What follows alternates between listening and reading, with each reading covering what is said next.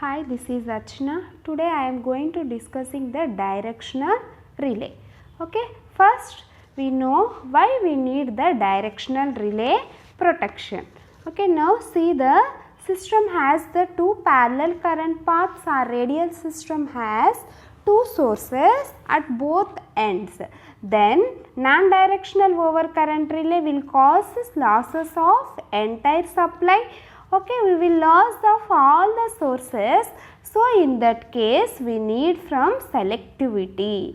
So that is why the directional relay protection comes only the option. Okay, when the system having the two parallel paths are the radial feeders, in that case we are using the directional relay. Suppose in that case we are using the non-directional overcurrent relays, that will cause us the loss of source. Okay, hence we need the directional relay in this parallel and the radial feeder lines. Okay, so let us see how this circuit. Okay, this is the normal load flow circuit diagram. This is the network diagram here. This source, this is the source and this is the bus bar, and these are the two parallel feeder paths. Okay, right, this is the load bus and this we are connecting the load. Okay, this is the normal load flow condition of circuit diagram for the two parallel feeders, and this is the source and this is the bus bar, and this is the two parallel feeders or parallel paths, and this is the load bus, in that we are connecting the load. Okay, and this green color arrows indicates the direction of the current, and this blue color cross marks indicates the circuit breaker in the figure. Okay, next one is the fault condition 1. Okay, in the fault condition 1, if in normal condition the current is flowing like this. In normal condition the current will be flowing like this. That means this is the source. Okay, this is the source. This is the current direction. In normal operating condition the current will be flowing like this. This green color arrow marks is the current flow direction. Okay, if any faults are occurred, in the any one of the feeder, suppose the fault occur at this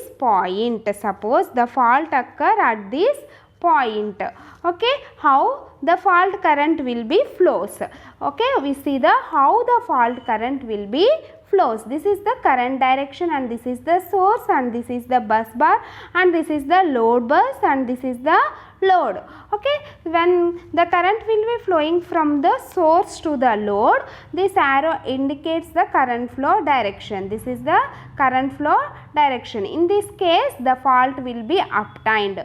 Okay, in the bus bar 2, in the feeder line bus bar 2, the green color arrow mark indicates the current flow direction, and like this the current will be flowing in this side. Like this the current will be flowing in this side.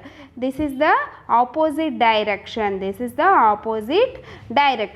Okay, next fault condition 2. Suppose the fault will be obtained in the second feeder line or the second parallel path. Suppose the fault will be obtained in this case.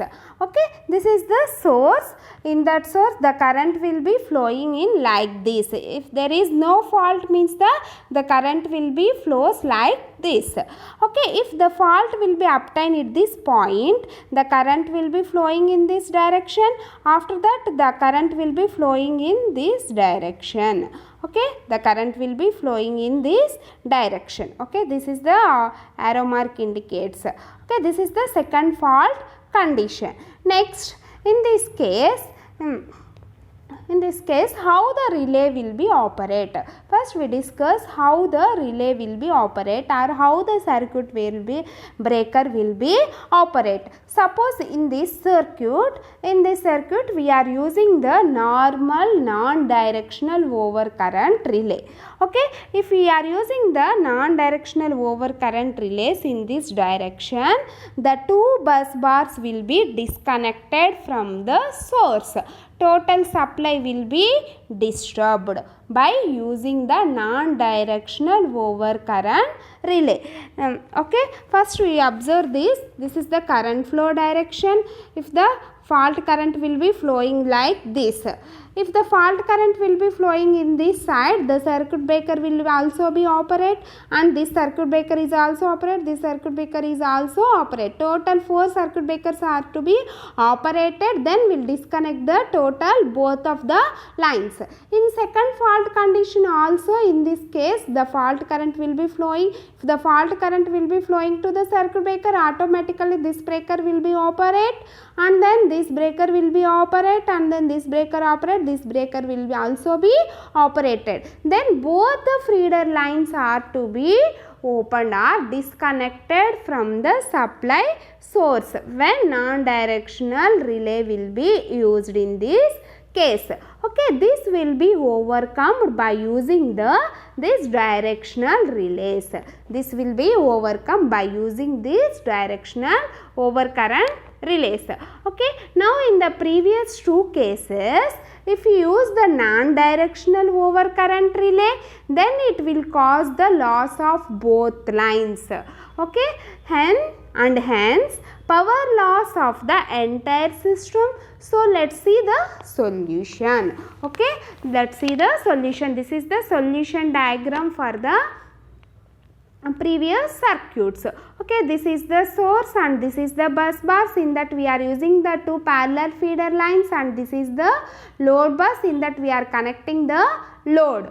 Okay, in this we are using the circuit breaker. This is the non-directional overcurrent relay circuit breaker symbol. Okay, this indicates the non-directional overcurrent relay, and this indicates the directional overcurrent relay. Okay, this directional overcurrent will be operated. The direction is like this only. The fault current will be in like this condition, then this relay will be operated. This is the directional relay, and this is also directional relay. This arrow mark shows the directional relay. This arrow mark, this symbol shows the non-directional relay. If the current is in this direction only, then these 2 breakers will be operated. Otherwise it is not in operating condition. Okay, this is the, if the current direction will be like this, that means the non-trip means the relay will not be operate. If the current direction will be like this only, it will be in the tripping condition. Okay, this is also the non-directional relay, and this is the load. Okay, in this parallel feeder circuit we are using the 2 non-directional relays and the 2 directional overcurrent relays. Okay, this is the source. In this the fault current will be flowing like this. The normal operating condition, the circuit diagram will be like this. Next, the solution for this case 1, and this is the solution for the case 2, and this is the solution for the case 3. This is the normal circuit diagrams for the all the fault current, and this is the one fault condition and this is the another fault condition. In that we are using only the non-directional relays in this circuit, and in that we are using the directional relay and also non-directional overcurrent relays are used. Okay, in this case we are having the solution. Okay, this is the solution. In that we are using the, suppose the fault will be obtained in this case. Suppose the fault will be obtained in this line. Okay, the fault current will be flowing in this side. After that there is a disturbance is there, and then again the fault current will be flowing like this. Okay, if the fault current is flowing to the circuit breaker, then automatically this relay will be operate and this relay will also be operate. In this situation we are using the directional relays. Okay, if the fault current direction will be like this only, the circuit breaker may be operated. But in the case of second feeder line, the current direction is like this.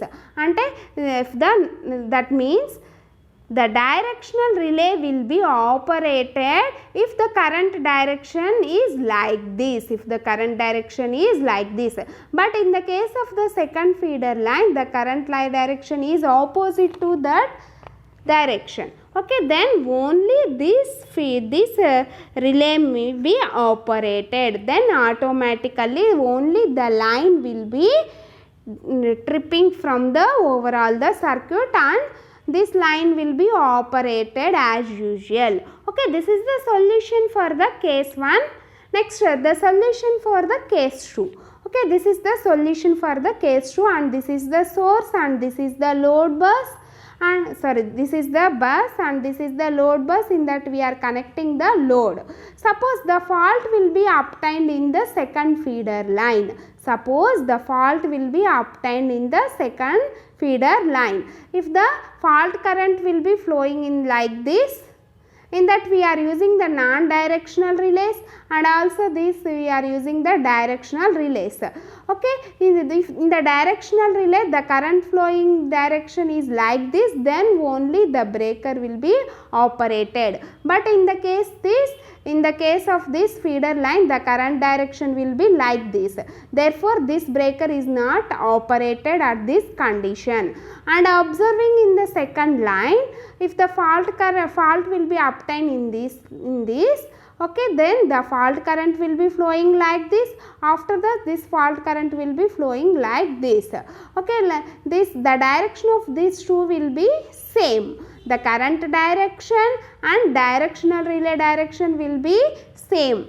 Automatically the breaker will be operated in this case.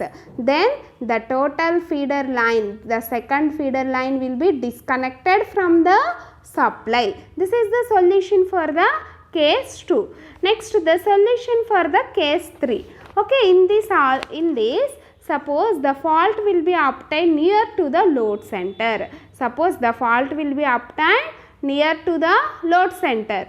The load current will be flowing like this, and also the load current will also be flowing like this. In this situation, both the directions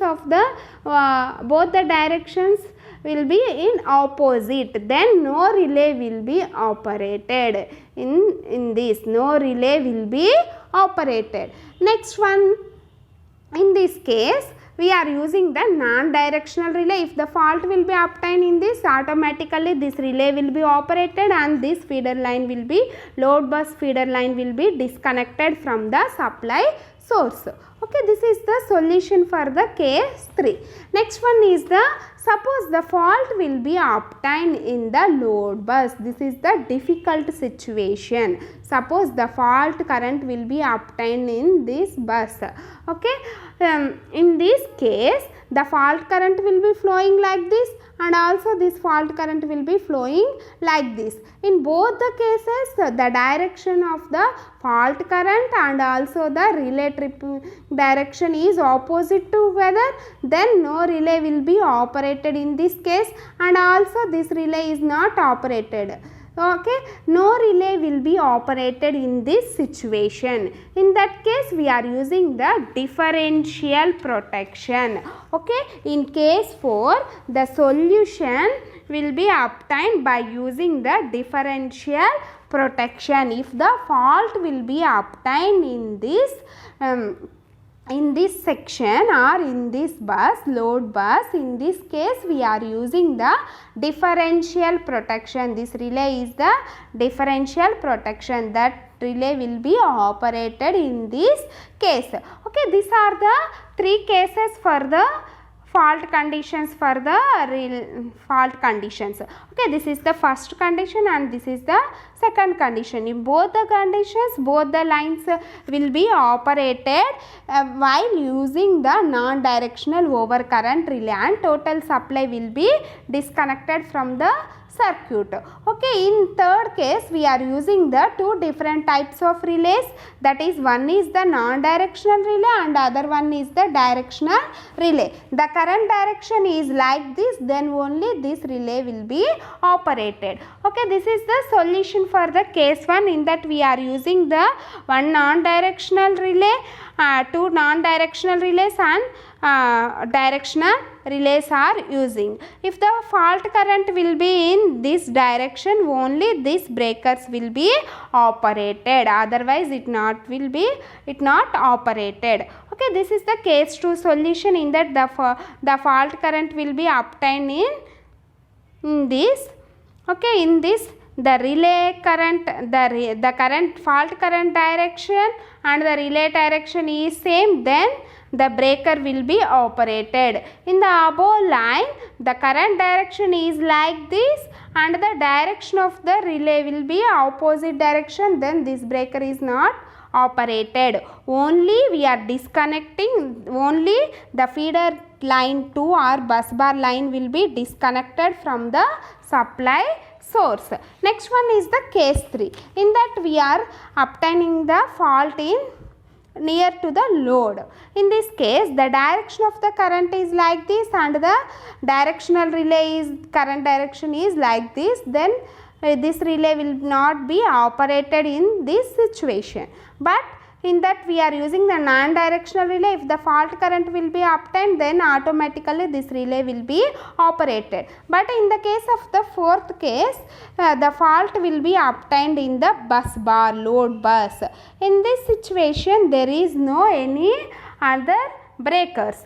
Then we are using, this is the one of the difficult case. In that we are using the differential protection. Bus bar differential protection will be used. This is the bus bar differential protection. Then automatically the faulty bus bar section will be disconnected from the supply. Okay, this is the 4 cases for explaining the why we need the directional overcurrent relay protection. Okay, this is the directional relay connection diagram. Okay, in directional relay, the operating torque is produced by both the current coil and the voltage coil, and this is the directional relay. Okay, this is the directional relay. In that we are connecting the one CT and the PT. PT means the CT is the current transformer and the PT is the potential transformer. Okay, so first we can see how the directional relay is connected. Okay, now see the directional relay. The operating torque is produced both from the current and the voltage coils obviously. This is the current coil and this is the voltage coil. Okay, the directional relay operates, torque is produced both from the voltage coil and the current coil. Obviously, we take an input from the CT and other input from the PT. Okay, it will be keep the output signal to the circuit breaker. This is the basic connection of the directional relay. This is the basic connection of a directional relay. Okay, now let us see how the operational torque developed. Okay, before going to the operational torque, what is the setting parameters of the directional overcurrent relay? In that, first one is the direction of the current flow. We observe the direction of the current flow. Next one is the current setting and next one is the relay characteristics. Next one is the time setting and the time delay, that means the tau. Okay, first now let us see how the operating torque is developed. For this, let us consider the reference voltage. Let us consider the reference voltage. Okay, this is the V reference, that is the voltage applied to the relay coil. This is the voltage applied to the relay coil. Okay, now the voltage applied to the relay coil will produce the current to the relay coil. Okay, current to the relay coil, and since the relay coil also inductive in nature. Okay, the relay coil is also inductive in nature. So the current will lags the referent voltage, hence flux produced by this also lags the voltage. So voltage flux is lags the V reference. This is the phi V reference flux. Okay, this is lags the voltage by an angle of minus theta. Okay, this is the minus theta angle. Also the current coil referring current from the CT. So let us assume that the current is leading the reference voltage by an angle of theta. Okay, the current is leading by an angle of theta, that is the I, the angle is the theta. Okay, next, and the flux produced, this is the flux pi I produced, and current passing through the coil which is phi I, current passing through the coil which is phi I, same phase with I, this is the I, same phase with the I. Now why I have considered this current to be leading with reference voltage? Okay, that will be explained in later. So we'll produce to the torque equation, the torque, this is the maximum torque line, and this is the angle tau. Okay, and this is the zero torque line. Okay, now the torque is produced of these two fluxes, phi I and phi V, and sine of angle between the sum of minus theta and plus theta, sum of them minus theta and the theta. Okay, therefore the torque is proportional to the phi V and the phi I sine of theta minus phi. Okay, or the torque T equal to the K3 V reference I sine of theta minus phi, or T max sine of theta minus phi will be equal to the 1, or theta minus phi equal to the 90 degrees, or theta equal to 90 plus phi, or phi V is lagging the V reference, Okay, next let us assume that the maximum torque leads the V reference by the tau. Let us assume that the maximum torque, this is the maximum torque line, it is referenced by the angle of tau. Okay, let us discuss that how the zero torque line, this is the zero torque line, how the zero torque line will be obtained by minus phi.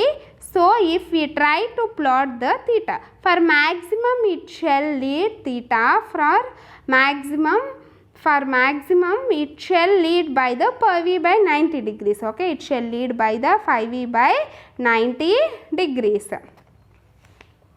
Okay, next, how the zero torque line will be obtained? Again, the tau minus phi will be equal to the 90 degrees. Again, the tau minus, this is the tau. The tau minus 90 will be equal to the 90 degrees, or tau minus 90 equal to the phi, or T equal to the K3 V reference I sine of theta minus tau minus 90 degrees, or we also taken as theta torque equal to K3 V reference I sine of theta minus tau plus 90 degrees, or T equal to K3 V reference I of the theta minus plus 90 degrees means that we are taking as the cos theta of minus tau. Okay, for positive torque, that is relay to be operated minus 90 less than theta minus tau less than 90. Okay, this is the positive torque region, and this is all the positive torque region. In this only the relay will be operated. So tell me one thing, the torque will be in the positive. so the relay will be operated. Okay, if the torque will be in the negative, then the relay is not to be operated. Only the relay will be operated in the positive torque zone. This is the total positive torque zone. In this case only the relay will be operated. This is the restraining area. The load current is here. This is the restraining area and the load current is here. Okay, this is the maximum. This is the positive torque zone. This total greening area is the positive torque zone. In this case only the relay will be operated. In that, the tau is called as the relay characteristic angle and it is variably suggested of the directional relay. Okay, this is the tau, variably suggested as the directional relay. As the relay operating torque is independent of the current magnitude, the relay operating torque is independent of the current magnitude. It may be two means. First one is either by using an additional overcurrent element in series with the directional element. Second one is by using the spring restraint. Okay. Third one is the, however, in modern days numerical relays there is the overcurrent setting for pickup. So now we will redraw the operating characteristics. Okay, for this picture we can see that the operating zone is now depending upon the maximum of current. This is the total, this green color indicates the total operating zone. Okay, we can see that the operating zone is now depending upon the magnitude of the current. Okay, here IL is the load current which is not lying in the operating zone. Okay, but if is the fault current which lies in the operating zone. Okay, so pickup current is another setting. Okay, thank you.